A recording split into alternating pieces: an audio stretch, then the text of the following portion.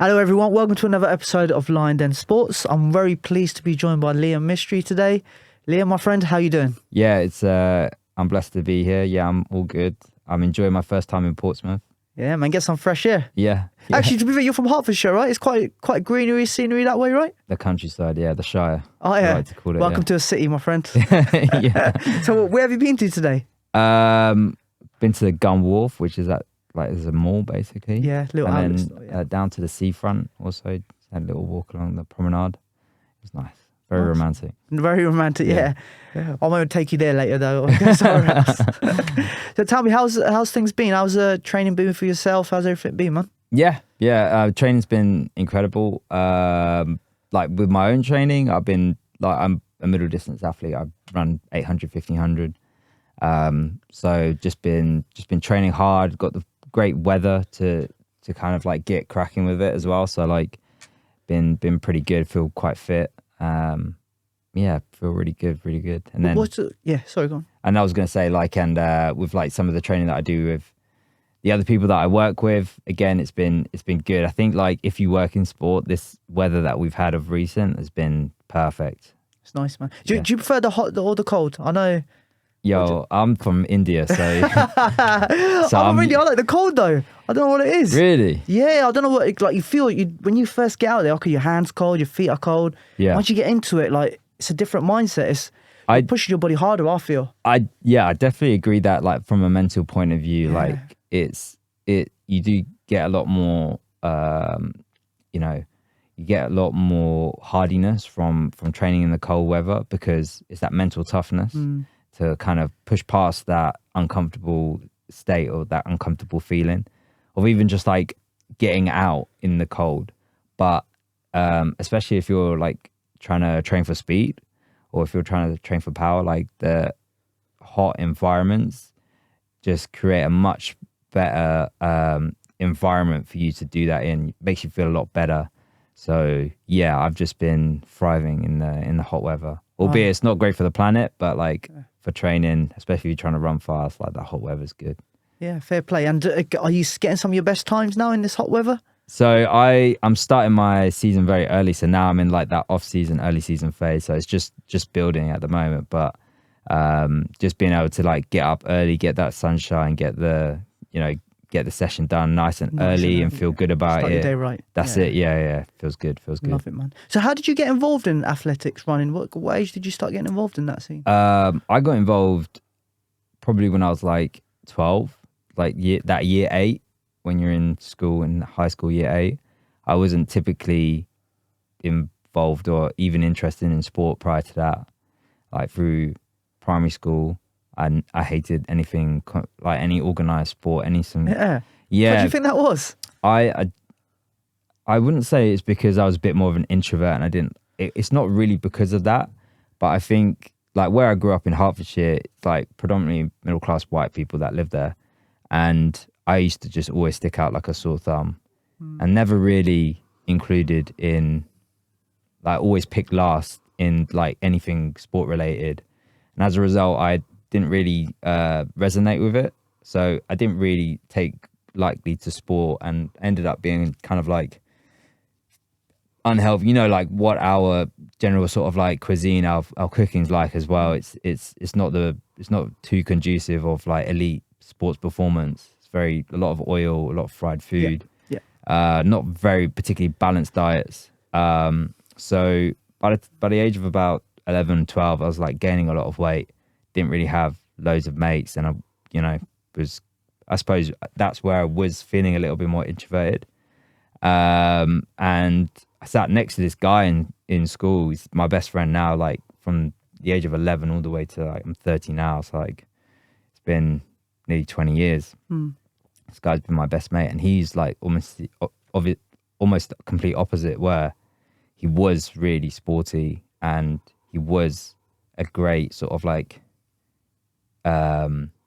he was a big person, a big sort of character in those community settings, in those sort of like social settings in school. And I kind of just almost thought, like whatever, where I am, it's not making me happy.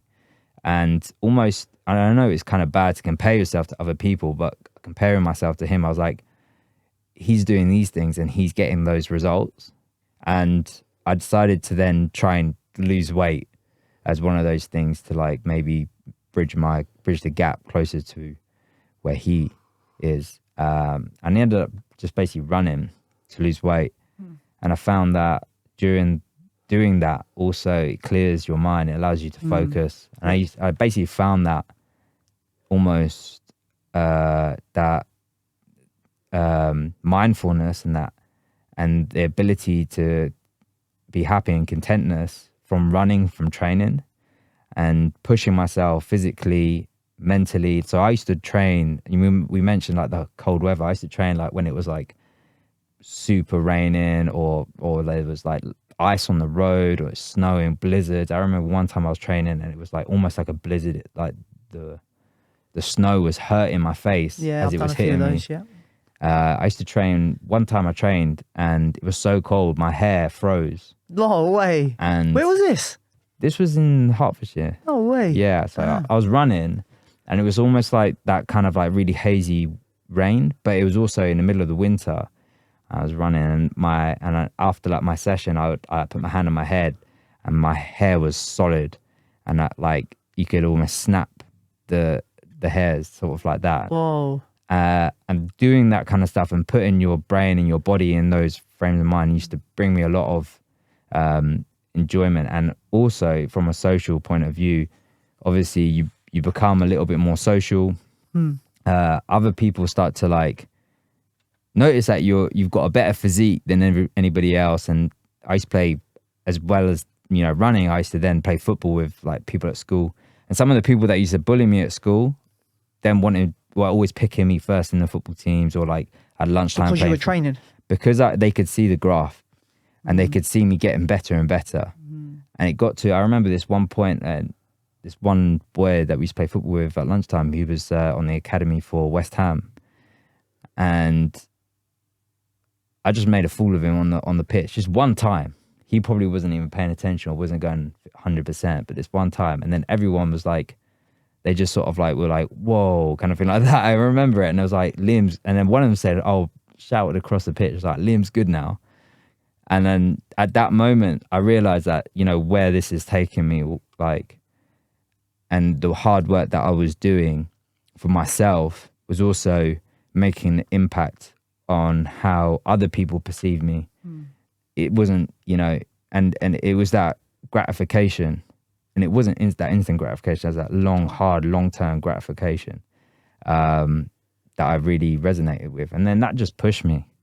And I just didn't stop. That feeling kept pushing me to then wanting to pursue this to this point. Yeah, mate. It's amazing when you see results. Yeah. Even if you see small results, they can guide you to want to do it more, right? 100. When I feel like there's see no result, then I feel quitting. But you go a little bit further and you see, wow, it's been worth it. Yeah. It's been really worth it. But I just want to go back to you because you said something quite really interesting that you were brought up in Hertfordshire, a predominantly a middle class white area. Did you experience any racism around that sort of age? Yeah, I think I'm not sure. I'm pretty sure everybody remembers the first time where they affected by it. And I was either in year 5 or year 6. Yeah. And I think we were playing spot, like where you kick the ball against the wall. Okay, yeah. Yeah. And it's like you only get one kick and then you're in a line basically. And they picked like 10 people and then I wasn't picked. I was like, why didn't you pick me? And the guy just goes, because you're brown. And I almost didn't know what to think. I remember like I was upset, but I didn't know why I was upset. That's what I remember. And looking back, I understand now why. It's because you've been segregated, discriminated for something that's got nothing to do with you. It's not your fault. It's nothing that you can control. And it's actually because of someone else's problem and their issue with society or whatever. But I remember that first time, and the person that said it, I don't really think that he understood either. Because as I said, we were probably like year 5 or year 6, so that's what, even between 9 and 11. Yeah, he probably heard it from someone else. Yeah. And then he's made that representation about you now. Yeah. And I think genuinely at that age, you don't really understand those complex sort of social sort of things. So I don't hold any resentment to him in that respect. But at the same time, like that's a young time. That's a young age to kind of like be presented with it. But did it get worse when you got into sort of the bigger schools in year 7, year 8, year 9, year 10? Did you find it that it was more occurrence? People are a little bit more, you know how kids are. Yeah. They want to do it. Did you find it a little bit more out there? Yeah, my high school, my secondary school was really unique. It was an international school. So okay. So is that from year 7 to 11? Is that your high school? Yeah. Yeah. So I stayed did sixth form there as well. So like until year 13. Is that year 13? That's the last one. No, I think first year college, second year college, we called it. Oh, right, okay, yeah. Yeah, so we had a school where it was a normal, like just normal state school, but you could board. Like there was a boarding school there attached to it. It's a very academic school. My brother was very, very academic, and back then, like you could get into the same school as your sibling. So he kind of got in, and then in my year, I got in as well. Like, but there was like, you know, Spanish kids that went there. There was kids there's a lot of German kids, a lot of like Oriental, Chinese. Yeah, there was. It was quite a mixed school. It was a mixed school, yeah. But I definitely found that, you know, those things that I experienced before in primary school, they were just a daily occurrence. And I think again, I don't hold it too much resentment, because this is what kids are like. I've worked with kids for like, you know, past 7 years. Yeah. And it is, kids, they just see something. And if they see a point of weakness, then they're going to go for it. And you fit into quite a few different minorities I fitted into quite a few minorities when I was in school. I was obviously, as I mentioned before, I'm South Asian. I was overweight. I didn't really have that many friends, so I was an easy target there. And I started to become a little bit more introverted. So again, it's sort of like more easy to like say something and then not expect anything back. And being of South Asia, like we're not many of us are from money. So then school, you know, like non-uniform days and stuff like that, you weren't coming in like Air Force Ones and Nike kind of like tracksuits. You were coming in like some fake Adidas kind of stuff. I used to borrow my uncle's clothes. Yeah. Do you know what I mean? So like those things as well, like it's clout, it's like very superficial, but those things again, like all these things contribute. And you struggle. I remember like I think it was in year 7, being chased through the school by about 5 kids, and they just beat on me. Really? And what year was this? Sorry, what year 6? Year 7. Year 7. Yeah. And how old were the kids? They were in my year. Oh, they're in your year. Yeah. And I actually went on in year 8. I went on a school trip. This is an international school. We used to go on a lot of school trips to see different places in Europe, in Asia, and stuff like that. I went to Romania, and on this trip in Romania, there was these 2 kids, and they were both boarders.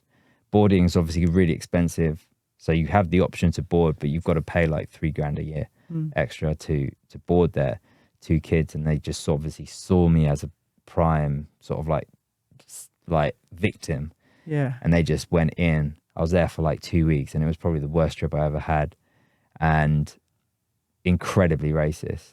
Romania the country, or Romania the country, but there was 2 kids that came from my school. Yeah, that did it more. Sorry, yeah. So one of them was actually a year younger than me, and then the other one was 2 years older than me, and they would say stuff, and like, you know, if you said anything back to them, you'd be expecting to get a black eye, or to literally get the, I don't want to swear, but the F like kicked out of you. Wow.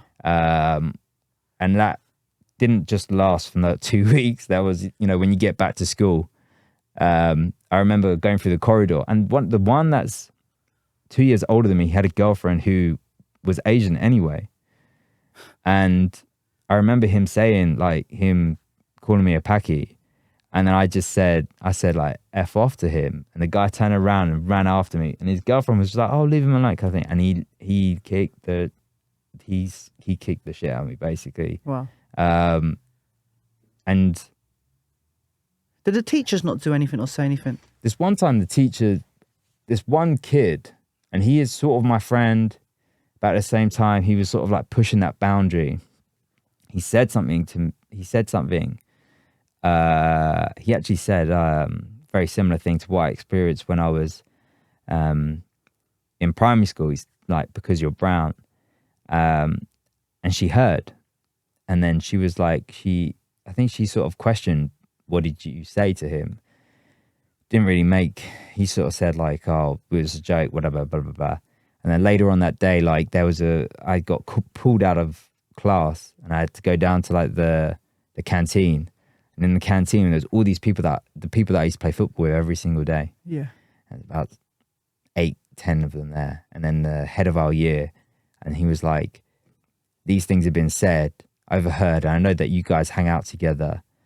And there's me on one side, and then there's all of these people that, you know, I've worked so hard to be included into this sort of social group.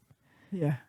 And he basically, and he kind of just associated these people with that kind of rhetoric, those kind of things. And he's just sort of basically he asked me to say whether they were being racist towards me, and felt very reluctant to say no, they weren't, it was just a joke.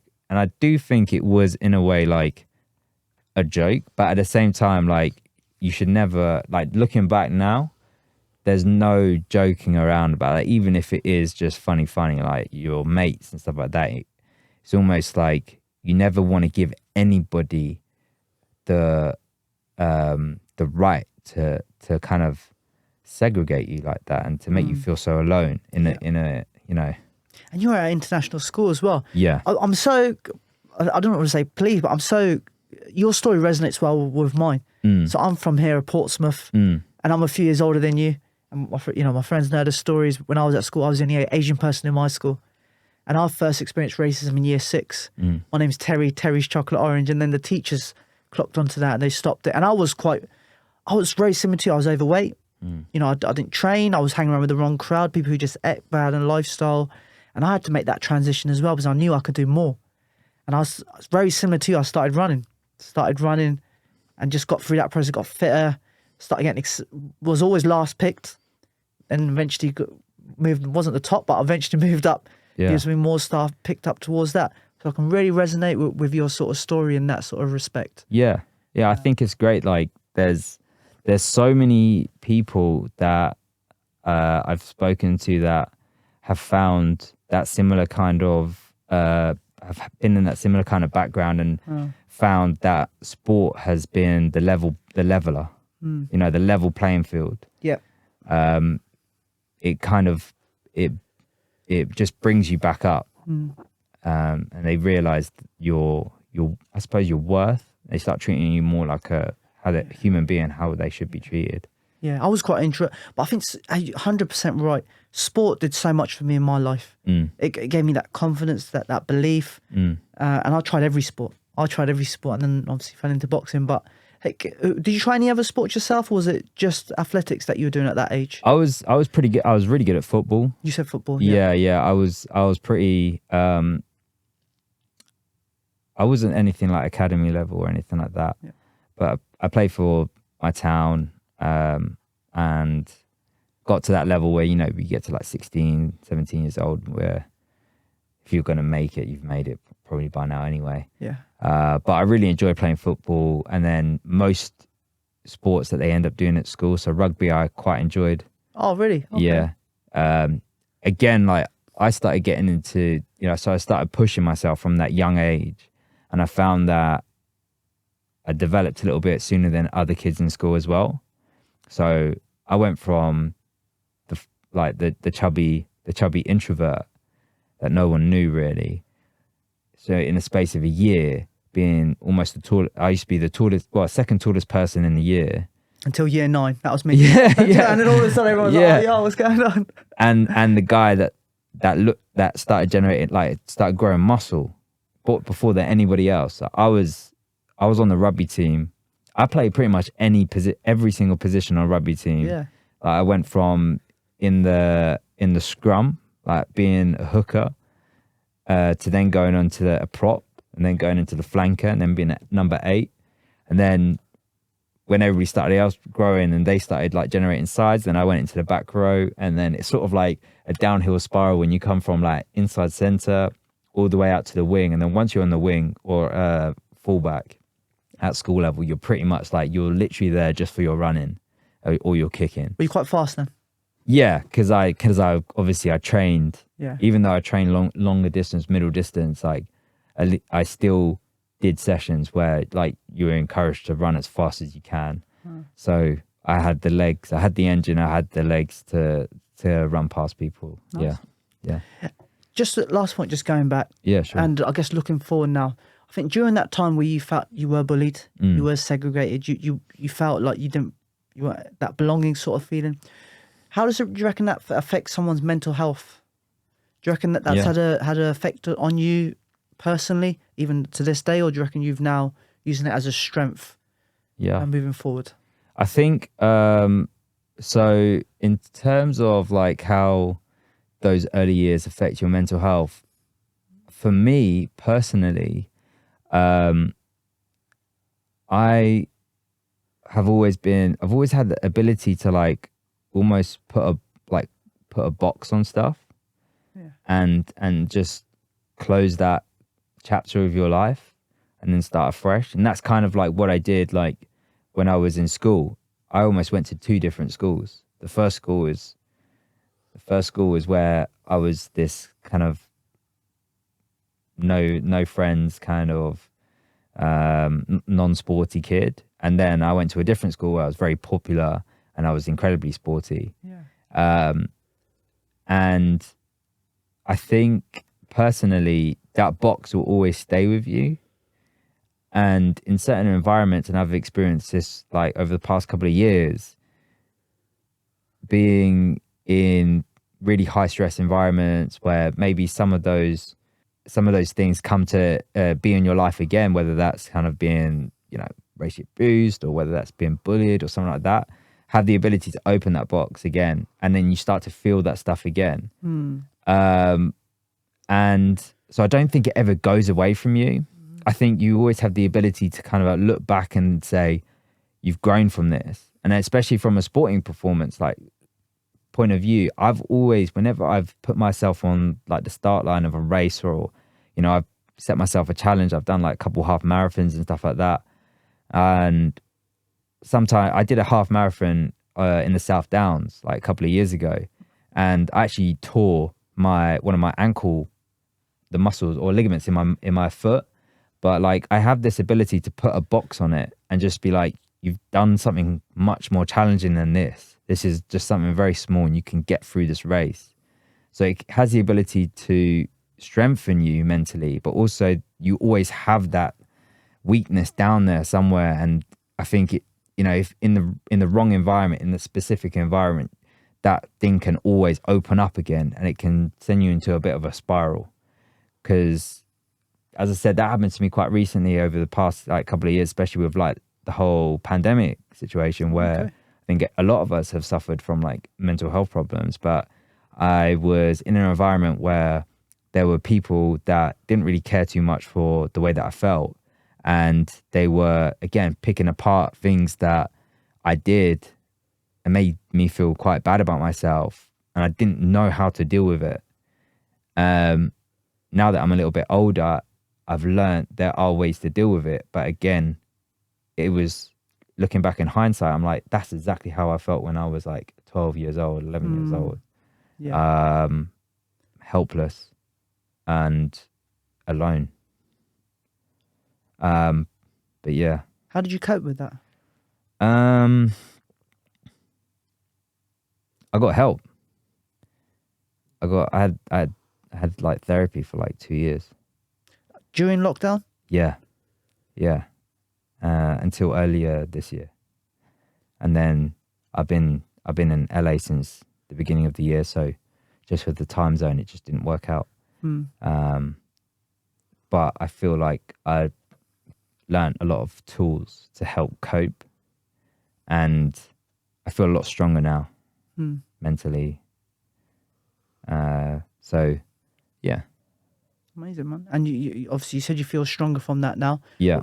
So moving forward, I mean, how much impact did your family have on your early life? Yeah, that's a good question. How much did they have on you? Yeah, so as I said, I got into this very academic school. My brother got me into this very academic school. He was always the academic. From day, I can remember getting home from nursery, and my parents used to put me and my brother in front of the TV, and we used to watch these American home tutoring lessons, maths, English, science. And I remember this was torture. Like, this wasn't me. I know that feeling, yeah. And my brother would just chew it up. He would smash it, get 100% and all these things. He was the academic from very early on. And my parents could see that I was not. But they did well to get me into this school. And I'd be lying if I said I didn't struggle with that academic side of it in school. But again, like I wasn't interested in sport either. But I think they were so happy that when I started to do sport for myself, and then at school, and then for the like sports teams and football clubs that I used to train with, they were so happy that I found something, because I didn't have anything before that. They were just so happy that I had found something, and they were just trying to they were very supportive for me to find a way to continue to do that. And Great. I'd always be grateful for that, because a lot of people from our culture, from South Asian culture, would be quite resistant. It's like, you'll be an accountant, or you'll be a doctor, or you'll be something else, like a dentist or something. And not many would be supportive to say, if you want to do sport, then you can do sport. But I think, from that early on stage, and something that's been hardwired into me, is that if you're going to do something, you're going to be, I suppose it's not necessarily a good thing, but you're going to be the best you can be at that. Well, that is a good thing, right? I think so, yeah. I think that's good. It's good and bad, but sometimes to the detriment of yourself. Sometimes, we find ourselves digging a bit into a hole. Whether it's sort of sport isn't, especially professional sport, pro sport, looks all like glitz and glams, but it's hard to actually make it.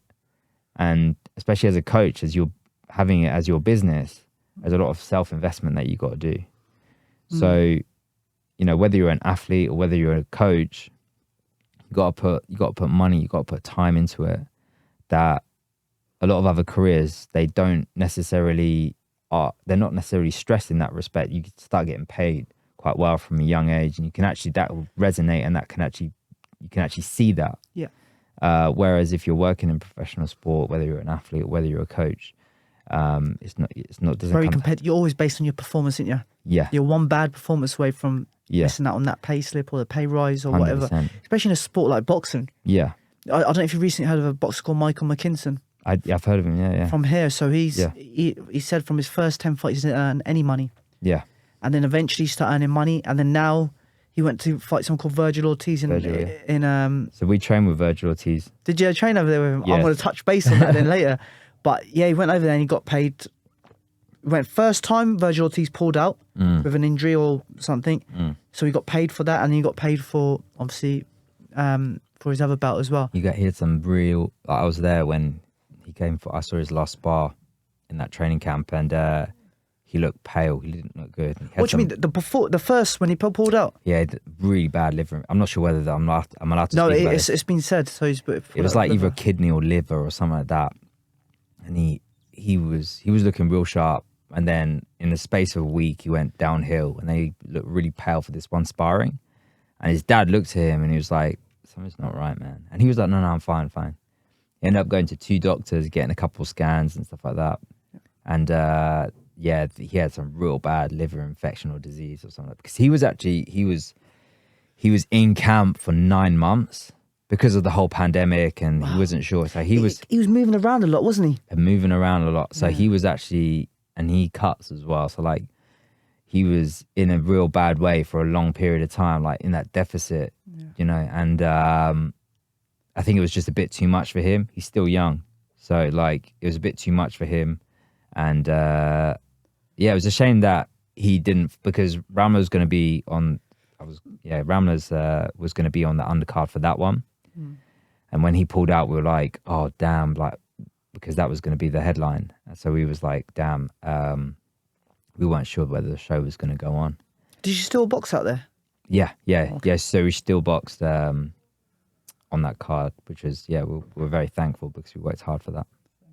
So just looking back again. No worries, man. So we went, we finished school. Obviously, year 11, year 12. Did you choose to go to university? Did you know that you wanted to do sports? After that, sports degree, or did you do a sports degree, or did you do something different? So I think, you know, you go to these academic schools, half the kids there are like applying for Cambridge, Oxford. Yeah. I wasn't very academic. I was going to get into there, man. So like there wasn't any, I didn't even know about, you know, apprenticeships or anything like that. That wasn't even a question. That wasn't even on the board. I just wanted to do sports. So the only thing that we spoke to like the careers advice and careers counselor, and it was like sports science. You should go and do sports science. So I ended up going to, applying for sports science at a couple of different universities, not getting the grades. I can relate to that. And then I went through, clearing. Heard of clearing? Yeah. I went through clearing, and I actually got a plate. As soon as I was clearing, I remember crying my eyes out when I got my results, thinking, oh, I'm not going to university. But then through clearing, I got a place at Coventry University. Oh, amazing. And looking on the tables, they were like top 10 in the UK for sports science. I was like, okay, this could be good. This could be good. And probably the best thing that ever, career and that academic stuff, that was probably one of the best things for me, going to a university where there wasn't as much pressure. Yeah. And being in, having a completely different slate. And as I mentioned before, I'm quite good at sort of like closing a chapter, closing a box and just starting afresh. And I saw that as an opportunity where you don't have this history of, having been a bit of an introvert and not having too many friends, then having this other different side of you, having this opportunity where you could create whoever you want to be. You could be the sportiest person. You could be the most, sociable person. You could be whatever you want. Yeah. And I really did take that opportunity and made the most out of university. Got yourself out there. Got myself out there. Yeah. Ended up getting introduced to like the athletics club, because as I said, I was in track and field, so introduced to the athletics club. I ended up making connections with like there's a really good local athletics team in Coventry as well, like just like a local club. Yeah. So I made a connection between the university and them, and became like that social chair member of the club, and then went from there to being like treasurer, vice president, and then so almost like running the club at the university. So really being part of the community and bringing that together with the university stuff. I thrived, absolutely thrived. So I did for my undergrad, I did sports science.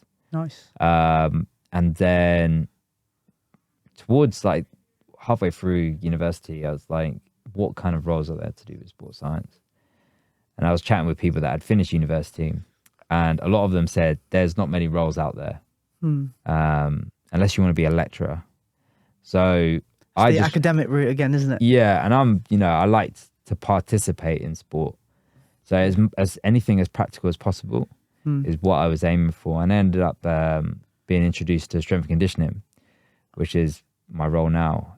Strength Conditioning essentially is that applied sports science, that applied physiology, applied biomechanics, applied coaching science, putting those into practice when you're working with, regardless if you're working with a professional athlete or, you know, a weekend warrior training for like a half marathon or something like that, you're applying the science and the knowledge you gain from the books and then devising a training program, evidence-based, and putting it into practice with that athlete that you're working with. And I loved it. I really thrived. I really sort of like bonded well with the lecturers that I had, and got lots of experience working with the university in Coventry and working with Birmingham University of Birmingham, with their strength and conditioning departments, with their sort of like elite teams and stuff like that. They're quite well renowned for their elite team, aren't they? Birmingham University. Yeah, so like their focus sports. Yeah. I was working in Birmingham like 2 days a week with a lot of different sports. It's so good to get access to different sports because obviously the needs for each of them are different. So yeah, I did that. I was at university, undergrad, postgrad, 4 or 5 years. Did your postgraduate there as well? Yes, I did that master's, strength and conditioning as a master's. Yeah, Oh, yeah. okay. So that was a postgraduate course. Great.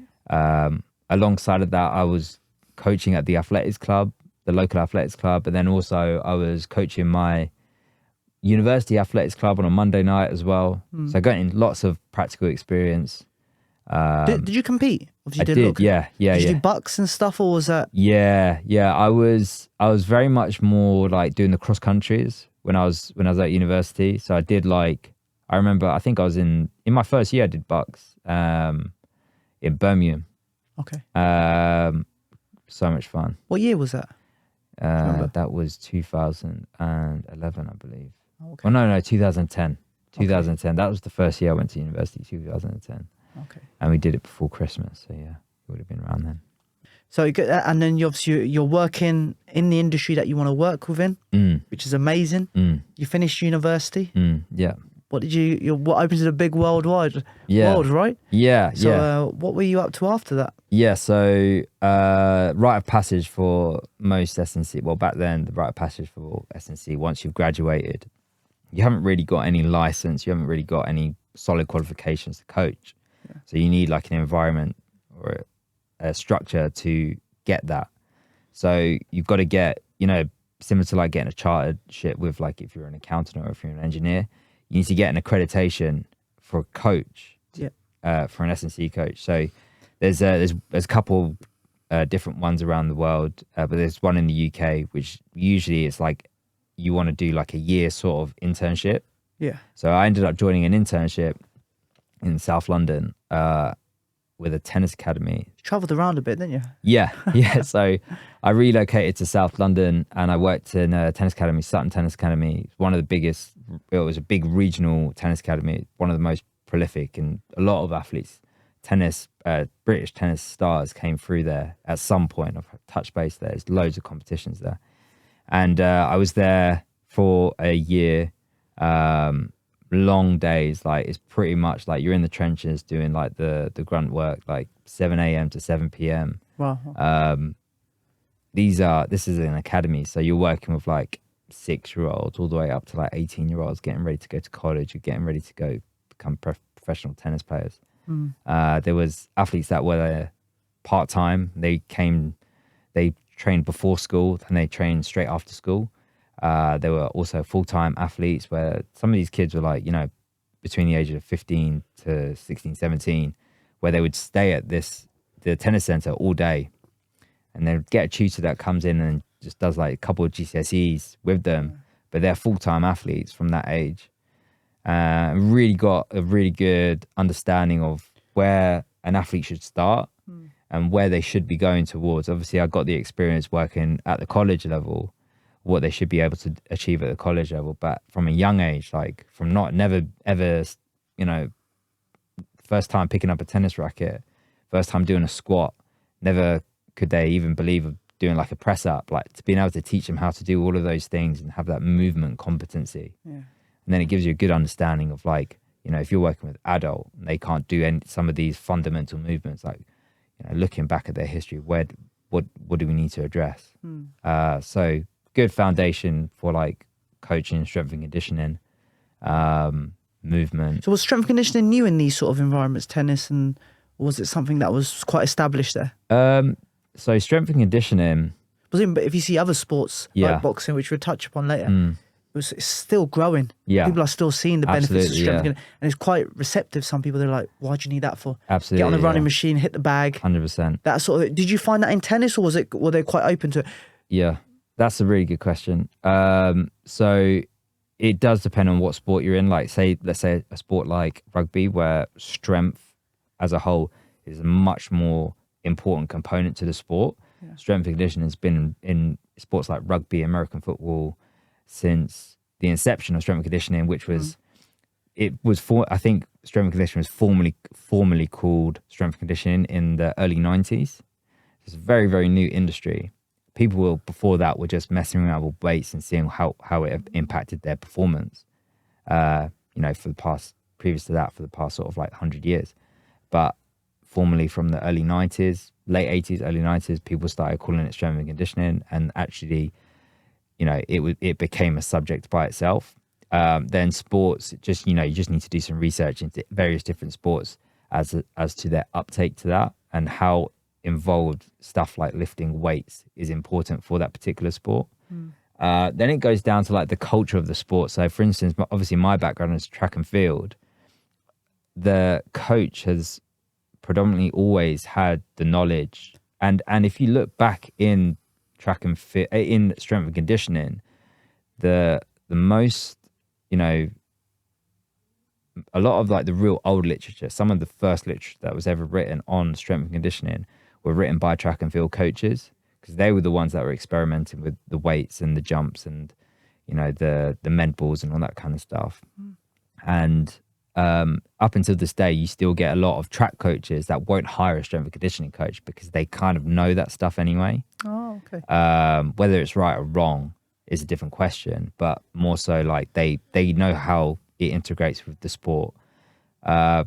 Sports like tennis is a little bit, track and field is a lot more old school than tennis, a lot more ancient than tennis. So then tennis you've got like these two ways of thinking where like all tennis players need to do is be able to move well on the courts, and then all they should be doing is moving well on the court. If you can start to like apply resistance and have some challenges whilst they're doing that, then that's good. So then they've got a lot of bungees or like resistance bands to then resist them as they're moving around the court.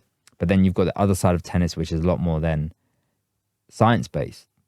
And they've done loads of tests and science studies with these tennis players to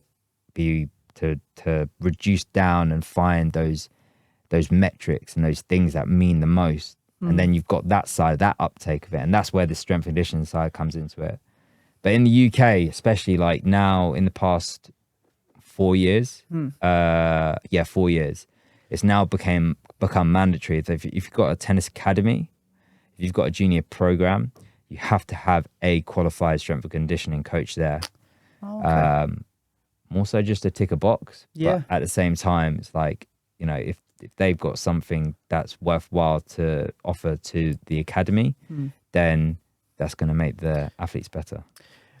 Did you find the tennis environment, obviously you said young children were training full-time there, you had young people training full-time there. Did you find it quite elitist?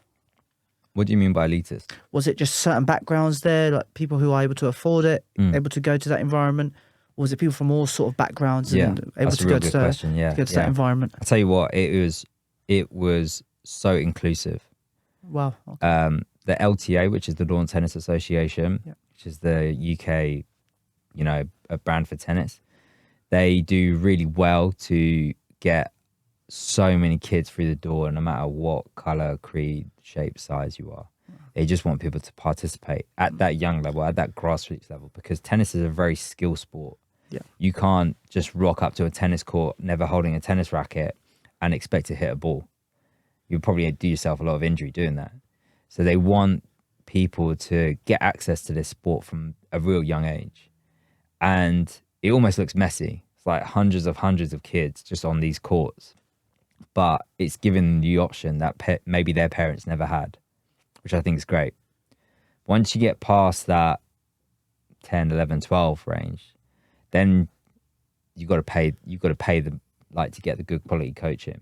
So if you're in an academy, then you're paying similar to like when you go to these boarding schools, you've got to pay like $2,000 to $5,000 a year to keep these kids in this program.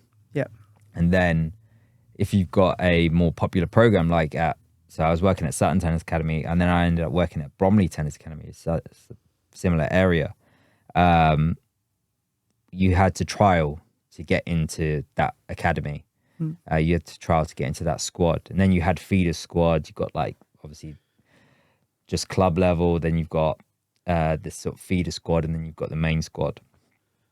And you got to trial to get in there. And I suppose like there is a little bit of, again, it's kids, right? So then you've got like the whole hierarchy within the kids. Like the kids know who's the best in the squad, and they also know who's the worst in the squad. Yeah.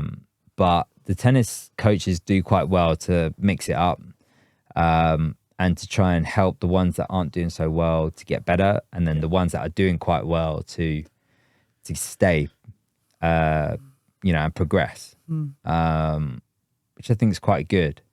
But I know a couple of incredible tennis players as they've grown older, from real young age, from like the age of like 12, 13 years old, that I was working with at these academies, that I don't think they'll make it as a professional because their parents never really had the money. They never really had that funding. That's because you can't, and you can get some support, but you can't really get that much. You can't get enough money because you need money to really make it as a professional. It's one of those sports. It's a lot of these sports, especially Olympics. What I found, because I worked at a university previously. Yeah. And people who could go to do these courses, who can train full time, they obviously came from a, privileged background where they were able to afford it. Yeah. What do you reckon could be done more to get these people make the sports more inclusive? Yeah, that's a good question. I'll use the example of like the women's football of recent. Everybody's on the big Lioness hype at the moment because they won the Euros. But the Women's Super League, which is the Premier League for the women's, like Chelsea, Arsenal, Manchester United, etc., they've been doing incredible things for the past 4 or 5 years, but no one's really heard of it too much. These athletes have been incredible athletes for such a long time, from grassroots level, from paying to play the sport as opposed to being paid as a professional athlete. And now that the women have won the Euros, like everyone's like loving it. But it's the first time where we've actually, as a nation, British nation, English nation, we've got behind the girls and the women. And the only difference that has changed is that the BBC has done great as a broadcaster. They've made it free to watch, and they put it on primetime TV. So us as viewers have nothing else to watch. So a lot of people, they sit down and watch whatever's on the TV. Guess what? You've got women's football there. Yeah. And you can see it. And when you marry that up, when you combine that up with the advertisement from like people, like obviously their sponsors like Nike, etc., or the other like nutrition sponsors, whoever is contributing, then you get this perfect product where it becomes accessible to everyone. It becomes inclusive. Now you've got a whole generation of young females that now want to play football, feel like they belong on the football pitch. Yeah. And the same goes for anything else, like whether it is like the para sports, or whether it is minorities, like people of myself, like South Asians. If you don't show everybody else that it's there, and you don't have the backing from, you don't even have to invest that much. You just need, decent people that, know how to advertise and know how to package that and make it accessible, like something that doesn't cost a lot of money, something that you are able to get to, something that you can see, and you can see that what it can result into. That's how you get the better inclusion. That's how you get this better sort of like I I suppose, belief that, anybody can do it. Amazing, man. You're talking about female athletes. Yeah.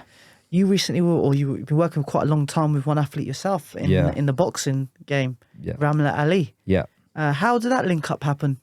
That was, I say it was luck, but I believe that you make your own luck. But I was working with an elite athletics training group in London. A lot of our athletes were GB level 100, 200 meter sprinters. And so it was a very elite setting. You're working with some of the fastest, most highly esteemed athletes in the country. And a lot of them are sponsored by Nike as well. Now, Ramla, at the same time, she's sponsored by Nike, and she was looking for a new fitness coach. She was looking for a new track coach. And she asked Nike, "Oh, do you know anybody? Or do you have like a list of like track coaches that you know?" And they came back with a list, and the company I work with was sponsored by Nike, and we had a lot of athletes that were sponsored by Nike as well. And they basically gave the number of my boss, and my boss was like, "Look, I've got this one guy who lives in London, and he'll be a very good fit for you because he's also worked in rotational sports as well. He works in tennis." They were like, "Oh, cool, let's give this guy a ring." And just, I shouldn't admit this. I really shouldn't admit this. But when I got told this, like, "Oh, I've given your number to this boxer. She's going to be amazing. It's a really good opportunity for you." I was like, you know what? I've never really been too much into boxing. I've watched a bit, but I've never really, really been a massive fan. I'm not sure whether I want to do this. So I kind of like didn't ring her for the first day. And then my boss was like, "Look, she just messaged me and she said, you still haven't rung. I think you should ring her now." So I ended up ringing her, and then it just led from there. Led from there. We ended up having our first session. I really enjoyed the session. I think I brought something that not anybody else has brought to her training group, where I've worked with, I work with kids a lot of the time, but then also I've worked with this elite setting, with the ability to really peak you for your competition on the right day, make you feel like you've got a superpower in comparison to your opponents. And the two, I think, married up quite well with her. I think her previous track coach was an athlete and used his experience as an athlete to coaching, whereas I used that, obviously being an athlete, but then also used the whole educational side of it, where I've been, I've studied 5-6 years. I've done like the internships and the unpaid internships. I've really, sort of like used everything that I've experienced to put into the program. Yeah, being an athlete and being a coach can be quite different. Yeah, two different skill sets. As an athlete, you're quite selfish. It's all about you. Yeah. Whereas as a coach, you've got to be someone who's able to coach someone, teach somebody. Yeah. So it's two different skill sets. Yeah, definitely. And sometimes athletes can't adapt to that skill set. So I guess that's where you come in and you're able to support her in that field. How was she as an athlete?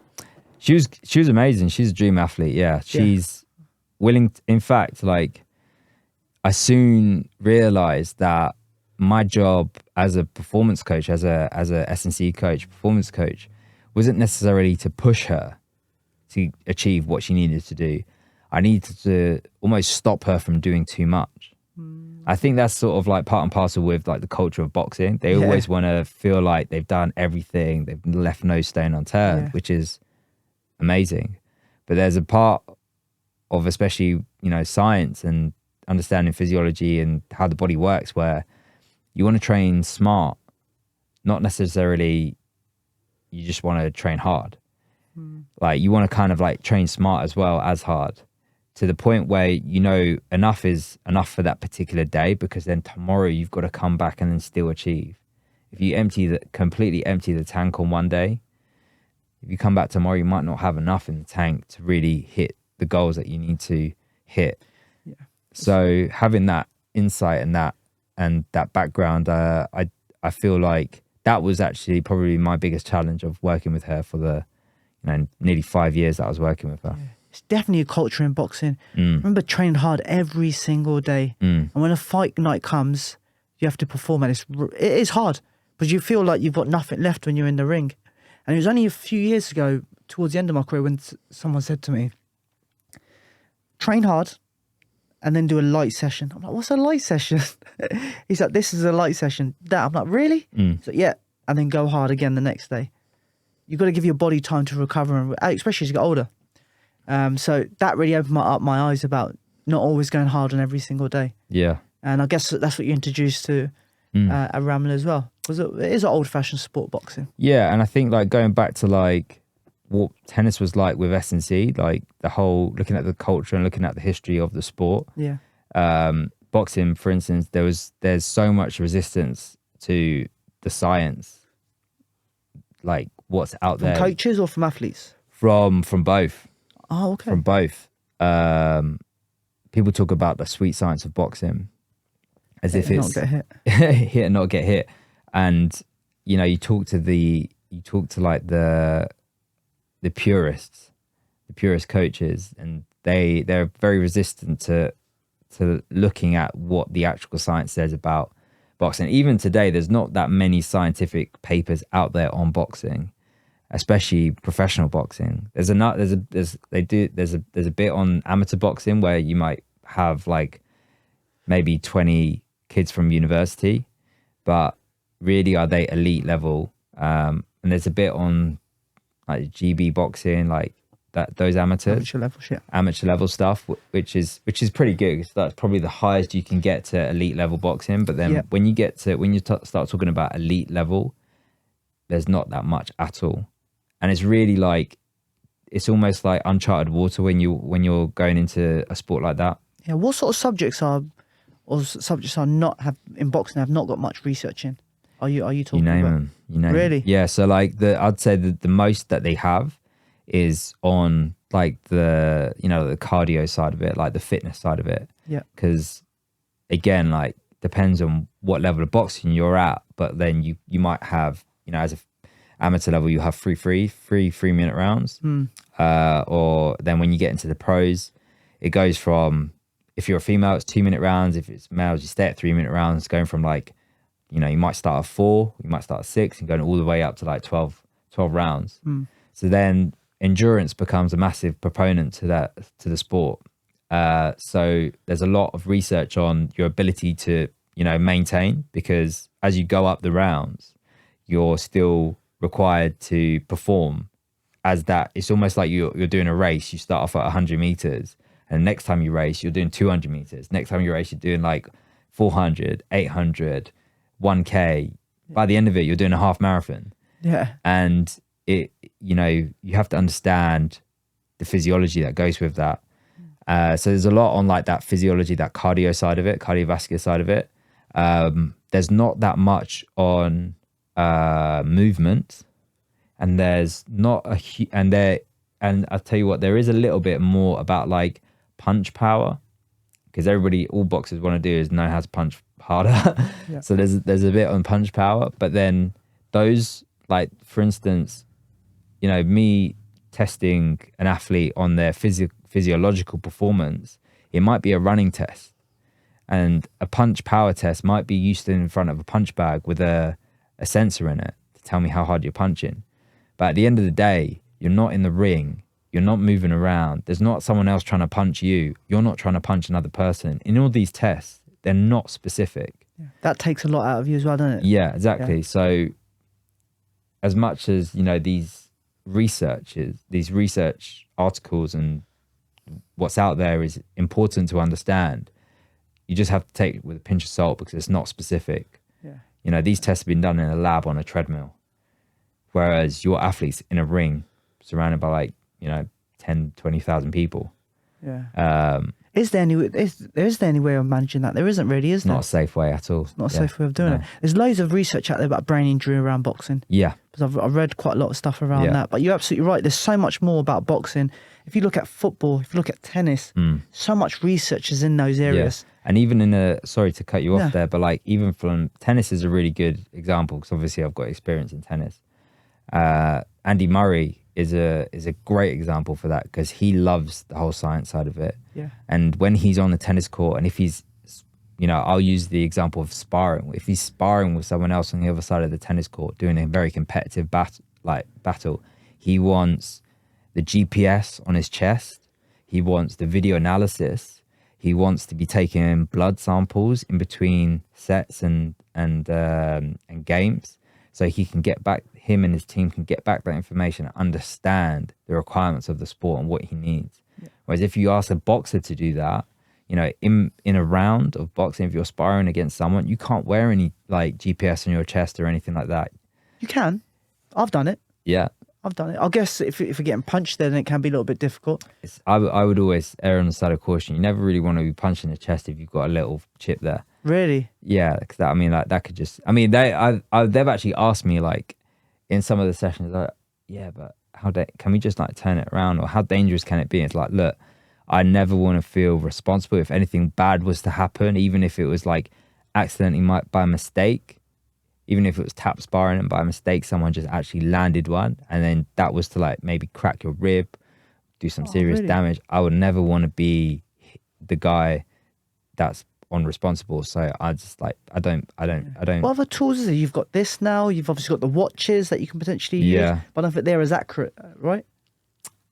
I'm not a big fan of wrist-based, sensors, because there's so many variables that can change it. Going from like the strength of the sensor to the interference when you're sweating to how it might move. And again, if you're boxing, like that thing's there, you've got a wrap around it, you've got a glove around it, you're still using your arm. Yeah. You never want to, might miss your opponent and then end up catching them with a watch. Like I never want to, run the risks of those things. You've got other sensors like Corner. Have you heard of Corner? No. Which essentially is like a very small chip that you put into your wrap, or it's like in a very like it basically comes in a wrap. Okay. And it's like this tiny little pocket that you slide this chip into. Yeah. And it gives you what it says. It gives you speed and power, but it's very hard to measure power if you haven't got like and it says it kind of like says what punch you're throwing. Oh, okay. Have you used it on any of your athletes? Played with it. Yeah. I think we got a prototype. I played with it, and again, like I'm a guy that has a science background, and if the information that you're giving me is a bit cloudy, a bit messy, I'm just like, nah, don't need that. It's too much. Otherwise, it's just too much to like have to deal with. Yeah. So I want solid information. How'd you get that for boxers though? If we can't wear this, if we can't do these, how would you recommend getting solid information? That's a really good question. Go back to the basics. Have some tests that you can do in a safe environment that over a long period of time you can sort of like see, oh, if this is the result that I'm getting here, that must mean that in the ring you are at this particular point. Okay. And that takes time. You can't just go into a new team and just sort of say, oh, if that means this, then that is that, because every athlete is different. Yeah. But with a little bit of time and trust between you and the coaches and the athlete, you can generate some information and almost like you can generate like a roadmap for that athlete. Yeah. And say, look, in the past we've done this, and then you got to hear when we've done this test, like maybe a jump test. A jump test is a really good way to measure like your nervous system and your body's ability to fire. If you're fatigued, your nervous system's impaired. Yeah. So what we do before any sparring or before any hard training session or before a fight, we'd do a jump test to see where we're at. And if you got a good jump score, you're ready to go. If you've got a poor jump score, or like even just 10% difference, 5 to 10% difference, which you don't think doesn't really sound that much, but if you have got like a small difference like that, then you're probably not going to have the best session. Yeah. So maybe you want to adjust your session, adjust the sparring or something like that. Shorten the rounds, and you tell a boxer, but sometimes that never happens, because boxer wants to do 10 rounds and they're going to do 10 rounds. Yeah, it's a pride thing as well, isn't it? Like, I can't back down from my opponent or something like that. Sometimes it can be a pride thing. Yeah. How was it out in LA training over there with Ramla? Yeah, I mean, I loved it. I loved it. I'm working with a female boxer, and female boxing in this country is quite hard. I'd say you don't really have that many options in terms of training partners, sparring. The ones that don't want to be your opponent. Yeah. So going out there is almost like a blank slate, and they relish the opportunity to even just train with Ramla. So you don't get this competitive nature that you might do over here. You very much get more of a community over there. It's like they still probably want to see an opportunity to fight her in the future, but right now she's one of us. She's like a training partner. She's a sparring partner. So most of the trouble that we had over here in the UK is that we couldn't get sparring, we couldn't get training partners. Whereas over there, that problem just completely disappeared, and we almost had we had a decent sort of like option for whoever. We could call up anybody the next day. They'll be there for sparring. And it's always love over there as well. Like everyone wants to help out. Which again, I don't think you get over here as much in female boxing. Yeah, I've got a few contacts out there. And very nice people out there. Yeah, always saying come out there. Yeah. Look, they train Buddy McGirt. I don't know if you know Buddy McGirt. I've heard of him actually. Yeah, he's got a gym out there. There's a few people I know in there, and obviously share sports. They're doing great stuff out there as well.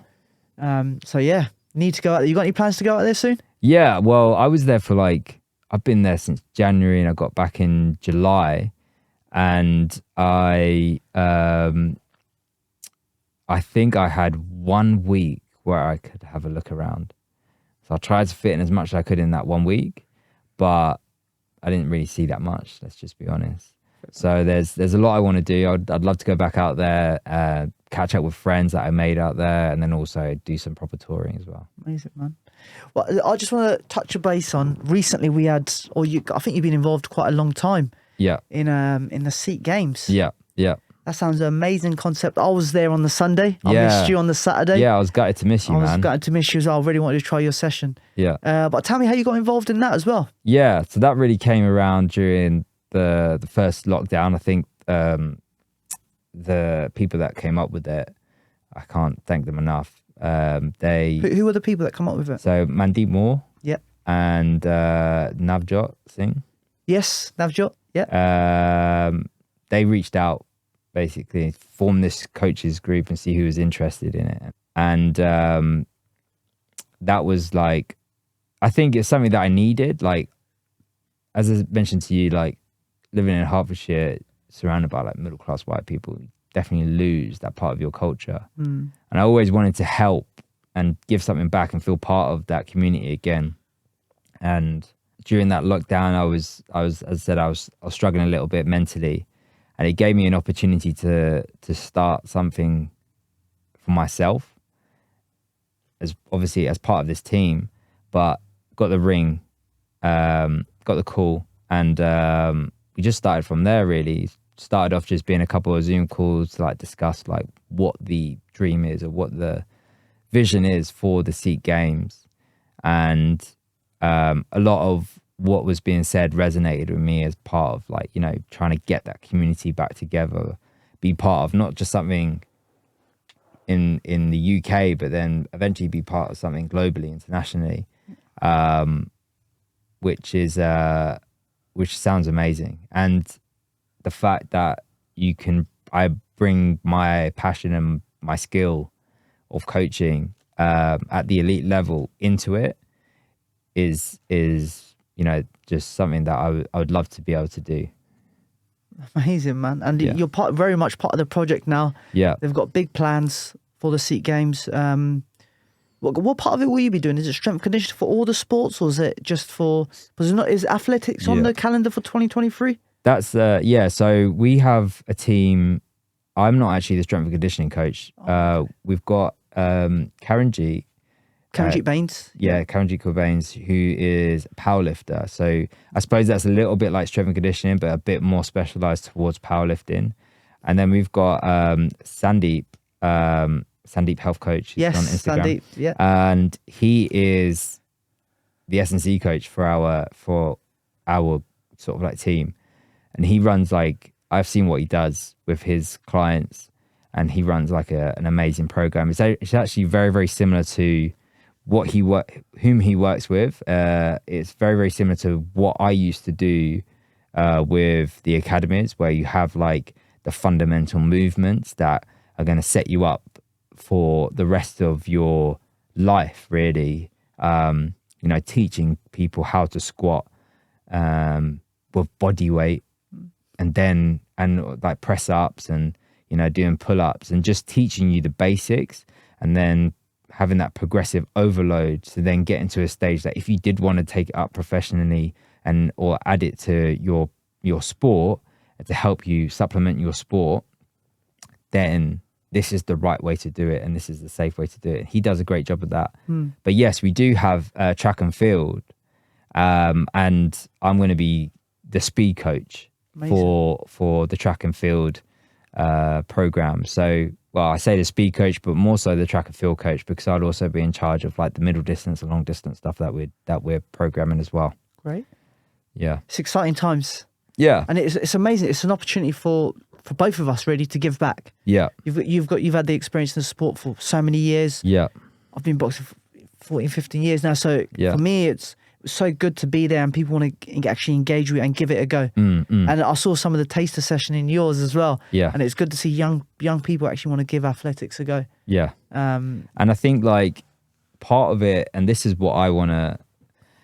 Part of like what we're doing is that that fair representation in whatever sport you're doing, whether it is football, whether it's track and field, and the track and field stuff isn't just track and field, but it's how that interacts with other sports. So you might be a footballer, and one of the most important things for footballers is like how fast you can run, like especially if you're up front or a winger, or attacking midfielder, etc.